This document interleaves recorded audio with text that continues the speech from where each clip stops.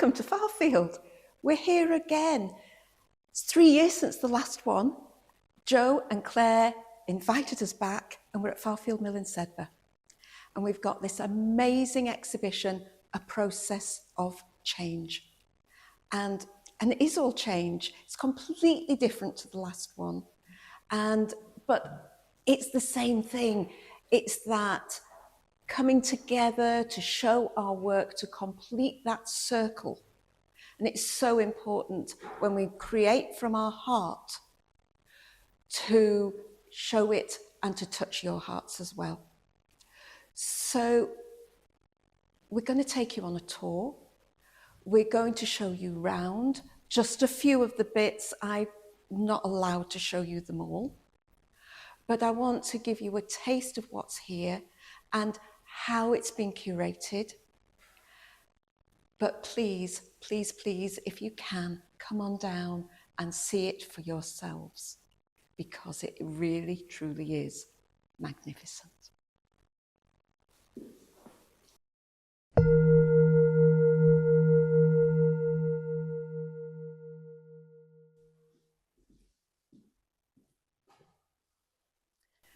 Process of change.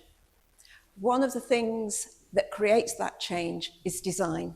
And we are big on design. A third of what we deliver is design, because design is what opens you up to be a creative person in your own right. So on this wall are pieces where the students have selected to be exhibited, where design has been the key process of change. And Hazel is one of those. Hazel is advanced embroidery, and during the pandemic, she had to look closer to home for her theme. And she selected to work from her garden, and her mother grows the flowers in the garden. And Sheila is just an amazing gardener. She grows the most amazing blooms. And Hazel has photographed them, drawn them, painted them. She's taken parts of plants and put them into clay and plaster cast them so that she can find her stitch identity. So here we are with the Red Poppy series. And she really explores making her own threads coming out of the fabric. She likes to really make things physical, make them so that you want to dive into them. Here we have her take on traditional gold work. And she has traditional gold threads in there and beading, but used in such a contemporary way. So she really mixes the modern with the traditional to make these absolutely amazing pieces. As well as the Red Poppy sequence, she has done a viola. And here is the viola. And it is absolutely beautiful. And there are so many layers of stitching to this. Each one worked on a loom separately and then cut away and layered in pieces. She sees those layers. She sees them because she's painted them, she's drawn them, she's built them. So she understands how to build her textile. And that is what design is.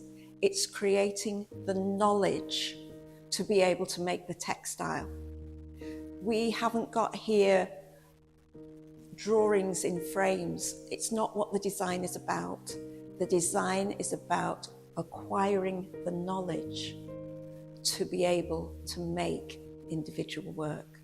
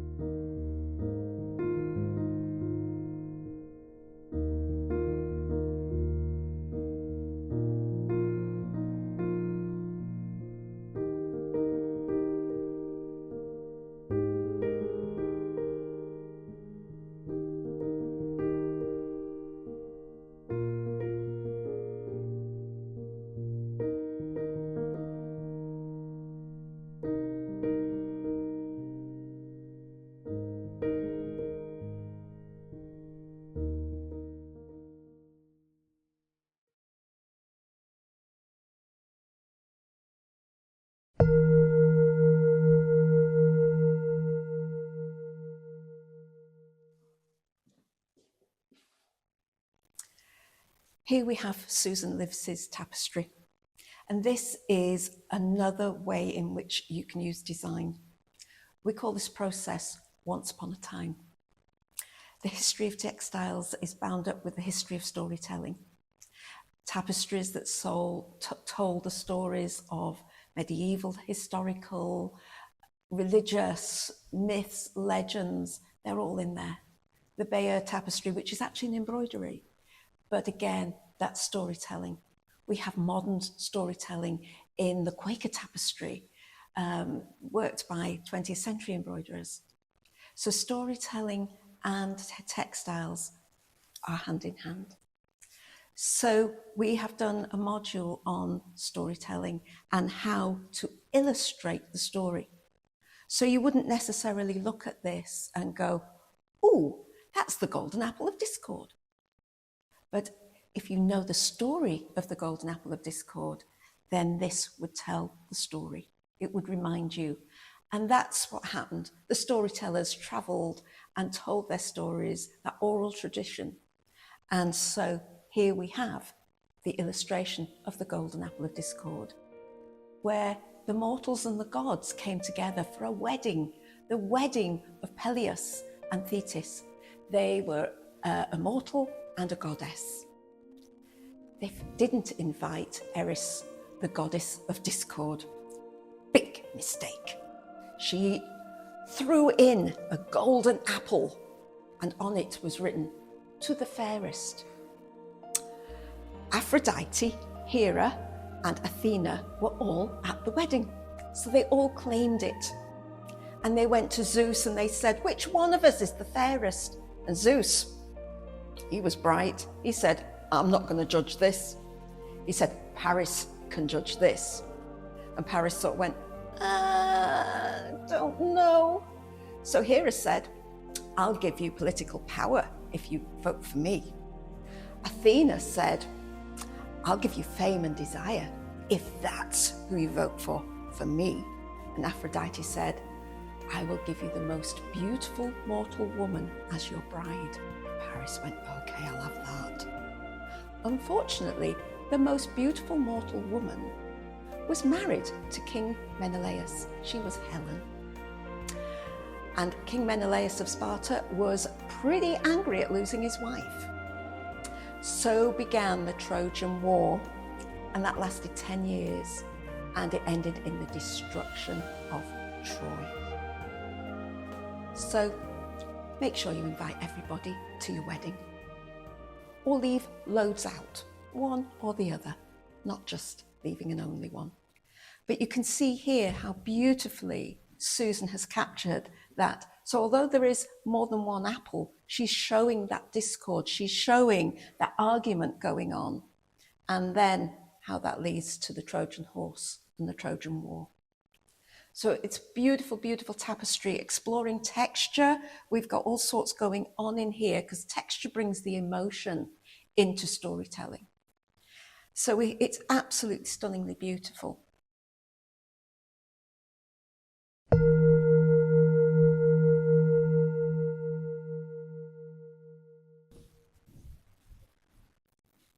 Here we are with our second process of change. And this is change from technique, from learning those technical skills that you need in your craft to make high quality pieces.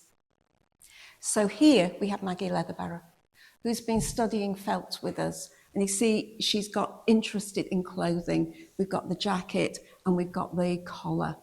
And I tell you, I've played with that collar. I have wrapped it and folded it, turning it upside down and inside out. The back of it is stunning as well. So she's really interested in this, and she's going to set up her own business making these things. She's working towards that. So one of the things that she's been doing is studying creative computing for textiles with me. And you can see here that she has created images that have inspired her, but she's also created images that have directly designed the piece that she's made. So for her, learning this technical skill has enhanced her work over here, and she is setting up a system she can use for her business.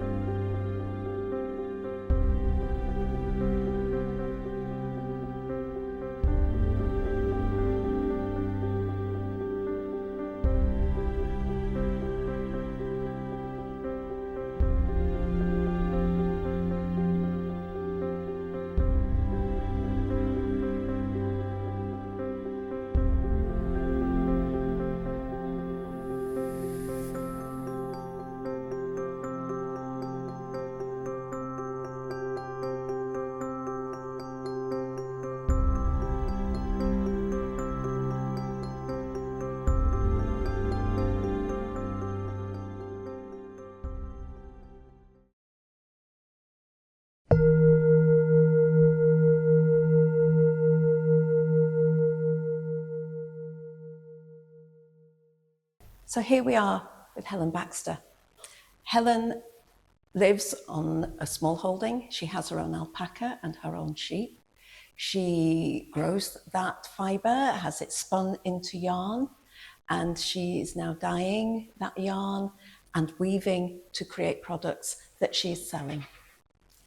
And these are 3 scarves that she's created, and I taught her the technique of dyeing the warp. And so you can see that the colour of the warp here is completely different to the colour of the warp at this end. Same here and here. And the colours move and change, and they're all based on Barnfold, which is her small holding. And she goes out and she looks at the bluebell woods and she looks at the colours there, and she just absorbs herself in that environment. So we also looked at woven structures, and you can see here that these are made up of different structures depending on where there is water, the wind is blowing, there are fencing or trees. So she's combining 2 techniques here, the dyed warps and the structures, to make these fabulous scarves. And again, I put them on and they are stunning. They're stunning to get that movement of colour around you. I'm trying to decide which one I want because they are for sale.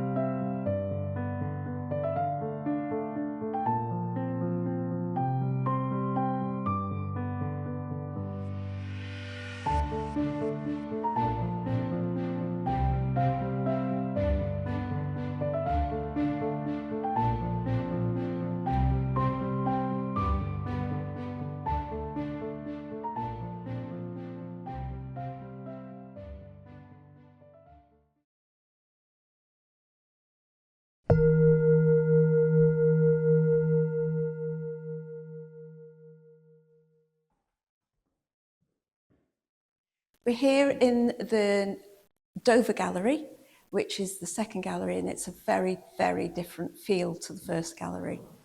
And we're looking at the changes made through working with the materials.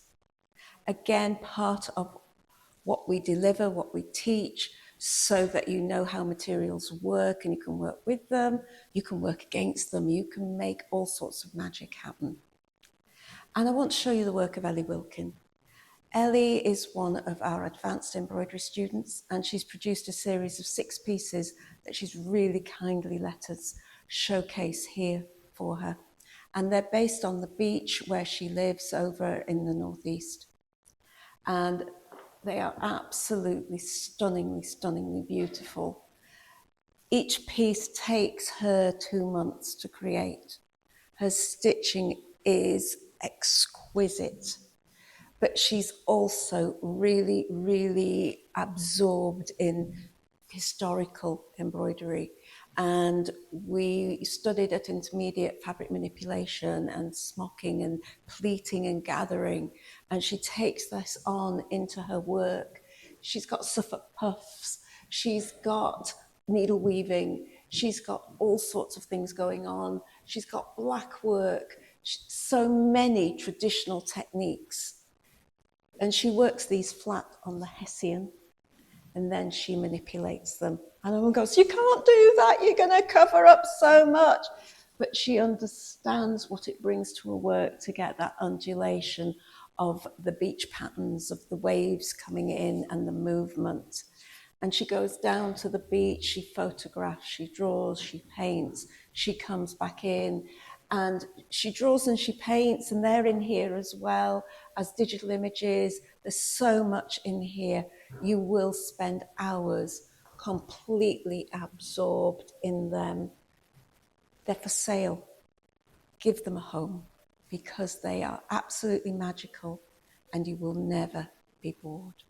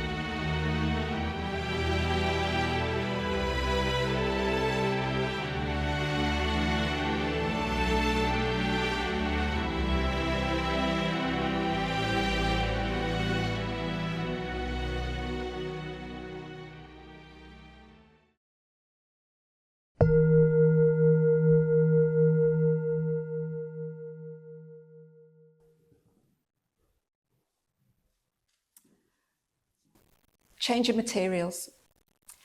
You're talking felt. This is a great example of a change in material, the alchemy of change that you get from taking that fluffy wool fibre and working with it as a fibre and turning it into a fabric.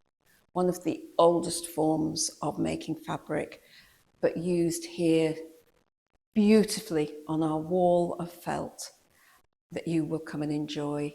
And I want to pinpoint this beautiful piece by Sarah Last. It is absolutely gorgeous. And she goes on holiday and makes these minimal sketches in her book that are capturing the light and the colour of where she's been. And she comes back and she works with these to create these memories, these moments. They have a sense of being quick, of being not considered, they're beautifully considered, but fragments of memories, glimpses of what she's seen and brought back to share with us. And they are beautiful, absolutely beautiful. And Sarah knows fibre. She owns the threshing barn, and she makes beautiful art bats. And her combination of colours when she makes these bats on the drumcarder are just fantastic. She never creates mud. They're always exciting. They're always clean. And she's bringing those into her felt. And that is adding into the majesty of this piece.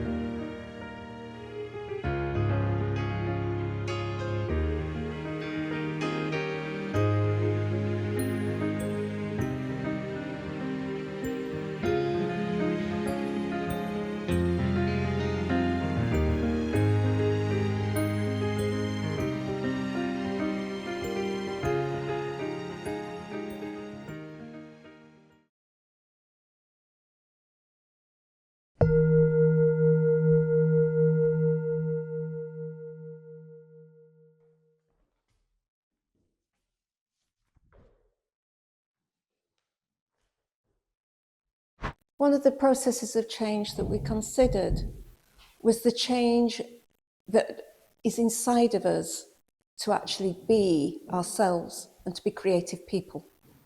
And one of the most creative people I've ever met is Carmen Legaspi. She's a young person who's worked with us this year and done 3 courses with us. And the integration of them, of the creative textiles with the embroidery and with the dressmaking. And her embroidery is superb. She changes the fabric in the way that she stitches. She takes the fabrics and works with them, but always with the consideration of clothing. She has a passion for clothing and a passion for pirates. So when she was able to make a waistcoat in her dressmaking, she made one for the Pirate Queen. And this is just stunningly beautiful. And so she looks stunning in it. And I wish her all the best in her future studies as she moves forward into the world and takes with her the creativity that she now understands and she can direct in her future studies. We also need to give a shout out to Penny Blackburn's beautiful skirt that is being shown with Carmen's waistcoat.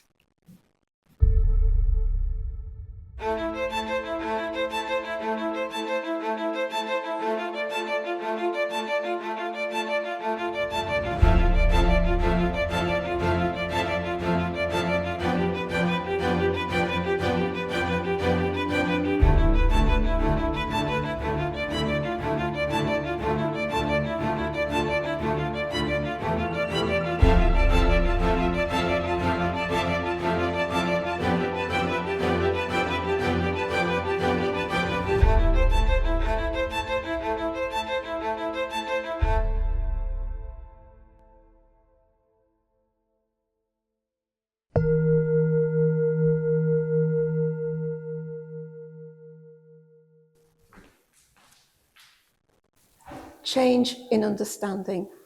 Cheryl is one of my Canadian students, Cheryl Bayhill, and this is one of her pieces. It's a small but perfectly formed piece because she had to post it to us from Canada. But her work is about reconciliation. And she has a best friend who's Métis, the Indigenous people of Canada.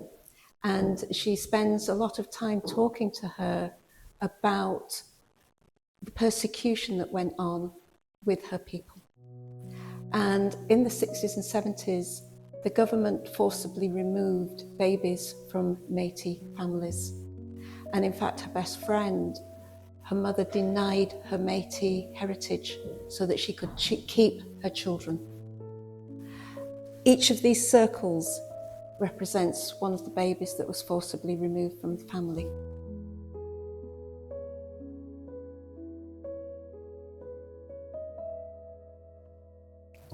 She also looks at the prairie because Cheryl's great-grandparents came over to Canada and had one of the squares. The land was just gridded up and they had that land and they worked it and were farmers. So it's looking at reconciliation that's going on in Canada at the moment. And Cheryl is trying to understand her own heritage, her own part in that, as well as her best friend's heritage and her part in that.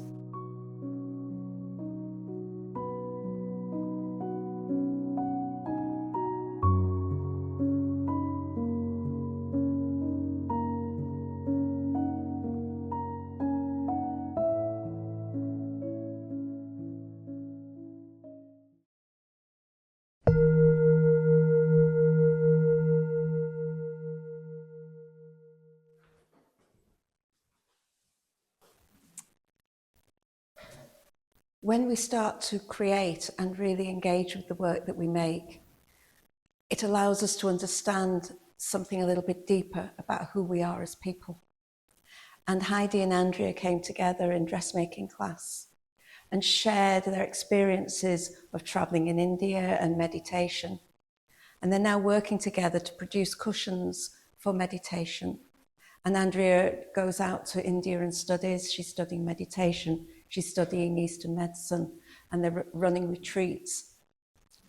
I'm a Buddhist. I sit and chant. I've tried these out. For me, Heidi's is the most comfortable. I feel posed and solid on it. I have to balance a bit on this one. But for other people, this one is perfect. So I'm not saying you can come here and try them out here. They stay on the plinth. But they're going to have a business. It's going to be up and running soon. So please come, take their names and explore and order.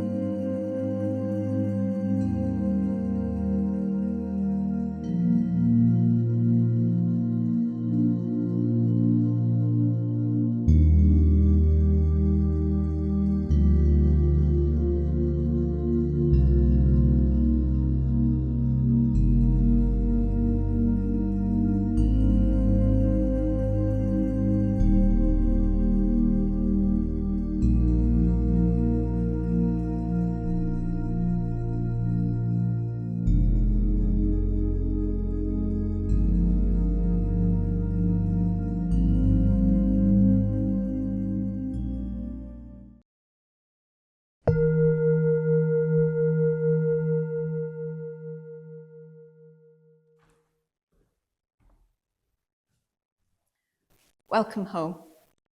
It's a piece by my colleague Kate Ryan. She's a dear, dear friend.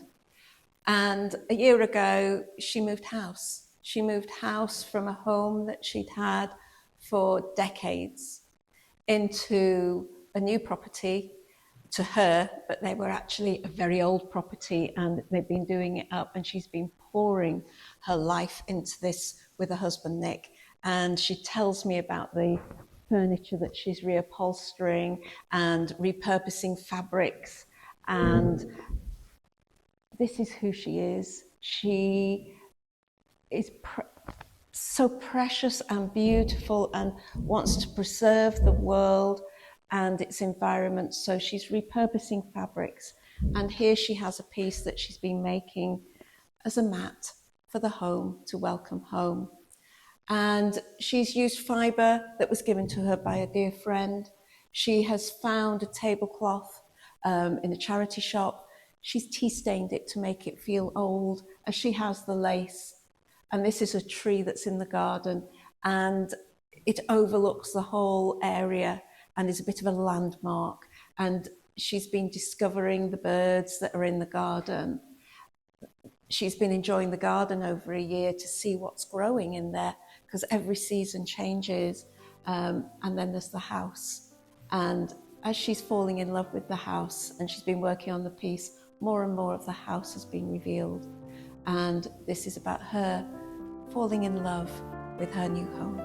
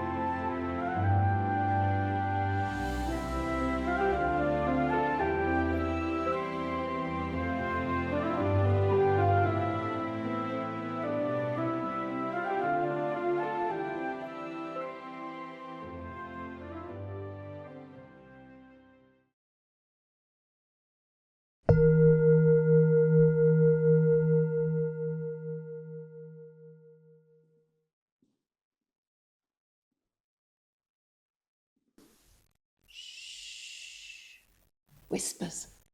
We've all played it. Whispering into each other's ears and passing it on around the room and seeing what the message is at the end. You can do it visually, you know. You can take an image and then make an image based on it. Pass this on and see what people do. Some people do it by post, and then they are independent. But my group of fellowship students, they decided they wanted to do it together. So we'd been on a field trip, we'd been to see David Hockney, Magdalena Aberkanovitz, loads of things. It was absolutely fantastic. Jump back in again and go, we want to do something together. So we did. Shh, whispers. And they brought in loads of images, each one private, personal, that they could work from. And they made that. And they made it and passed it on. And I tried very hard so that they were always passing on to somebody different. But I was told by my brother, mathematically not possible, after hours with my post-it notes trying to work it out. But only 2 people followed each other. The rest of the time, they attempted to work from one another. And the result is here, amazing work. They did see what each other were making. They were in the same room, but completely absorbed for 2 hours on each piece. We want to thank the Wilhelmina Barnes Graham Foundation, Adele Burden and Mike Bell, for letting us show their work here today that was selected as a starting point, along with Vincent van Gogh and Turner. So all in really, really good company with our fellowship students.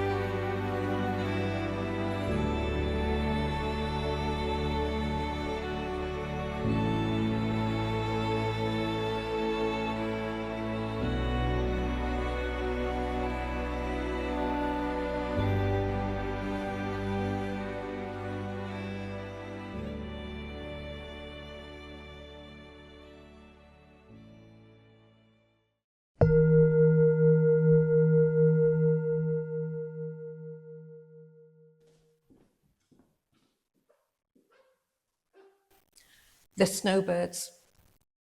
Who are the Snowbirds, I hear you ask? They're a group of Canadian felt makers who came together virtually during the pandemic. And they've stayed together virtually. They are spread out across Canada. They're not just a small group.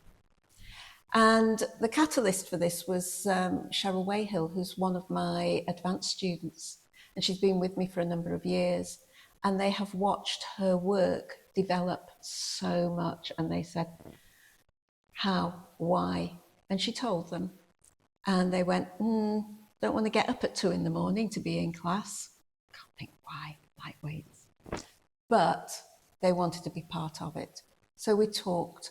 And we have courses that we filmed based around the design work that we deliver. We've already seen that design makes such a difference. So they work through those design modules, and myself and Jen, we go in once a month for a couple of hours and we review the work they're doing, but also give them some little exercises to do in felt. And this is a response to one part of that. And it's a part towards the end of the colour module where we're looking at choosing colour combination based on a photograph or an object or an artwork. And they have to replicate it in the proportions those colours come in that image, but they have to simplify it. And we took that into felt, and these are the pieces that they created. So they're underpinned by a grid, which is why you get those squares, but then they're modified on top with small marks. And they were just so excited to produce these and to send them over to us. And the fellowship and myself have presented them like this as a group. And I think they're absolutely beautiful. And up close, you can kind of lose the image, but as you stand back and stand away from them, you see the images come into focus, and you see the reflections, and you see the people actually in the snow coming through, and the plants coming up. There's just so much going on, and the colour in the snowscape, absolutely exquisite. So thank you, Snowbirds. This is an absolutely beautiful, beautiful display. And we've just moved on to shape now, so we've started the next one. If you would like to be part of our Design Plus, get in touch with us. It doesn't have to be felt. We can apply it to embroidery, to weaving, to tapestry weaving, to whatever you want, because the colour underpins it all. We can find small exercises that will connect it with your craft area. If you're already in a group, we'll work with your group. If you're not in a group, get in touch and we'll make a group.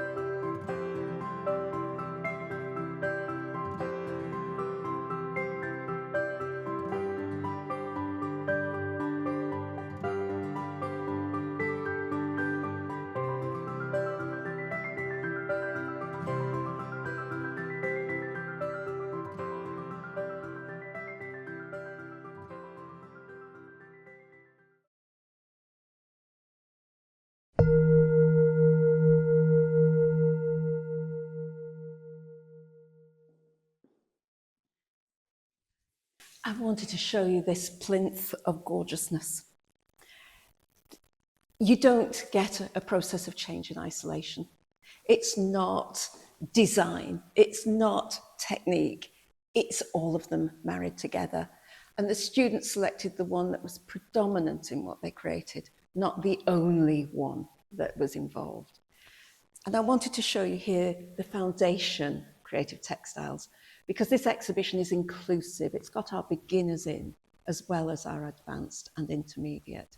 So these are all first years, and they've been studying with me creative textiles, where they've played around with weaving, they played around with crochet and printing and embroidery. After we had gone through all the processes, they had a series of samples.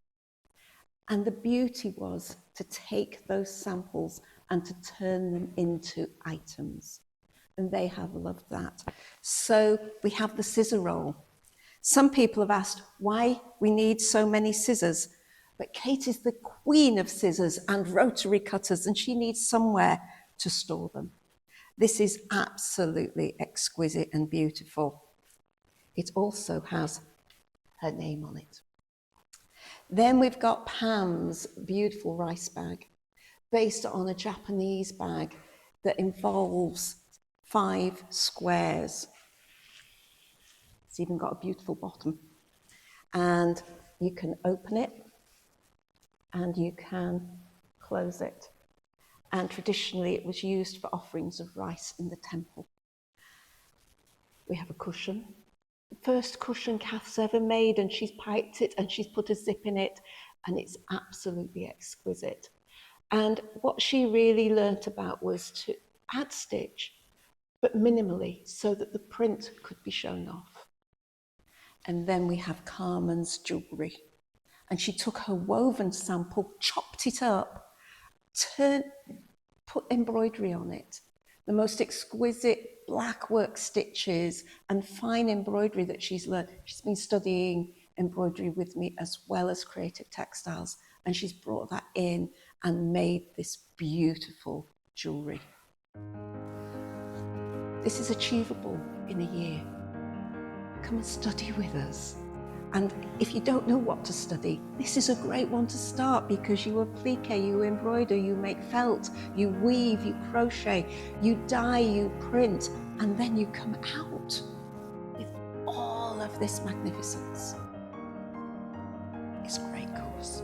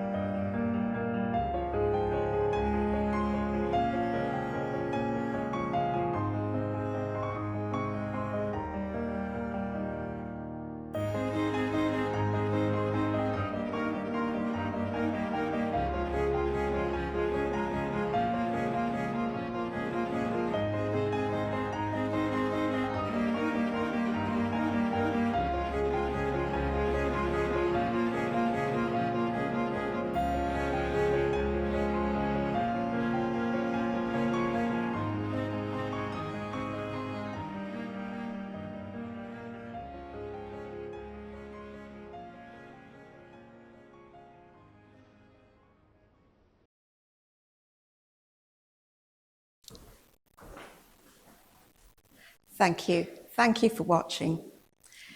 And thank you to so many people who've been involved in this project that have really highlighted the process of change. It's changed the students' perception of themselves. They've been making videos. You can catch them on YouTube, on our Artie Bird Canforth YouTube channel, talking about the different processes in their own work. And they've really grown through their understanding of changes in how they work, but also in the way in which they've brought together this exhibition, because this has been their work. It's many, many thanks to the students who have lent us the work to show you here, and many, many thanks to the fellowship students who have worked so hard as part of their course to bring this together in the most fabulous exhibition. We've been able to only give you tasters of what is here. There are so many other things for you to come and see and enjoy, and we hope that you can. So please, please, please come on down if you can. If you can't, enjoy this film. So many thanks to Farfield Mill for hosting us again, and to the experience of Joe and Claire in drawing all this together for us, and their support. And also thank you to our extended community, husbands, partners who were here yesterday, up the ladders, helping us to get this together for you. And thank you to Workshop Media for once again bringing us a great movie.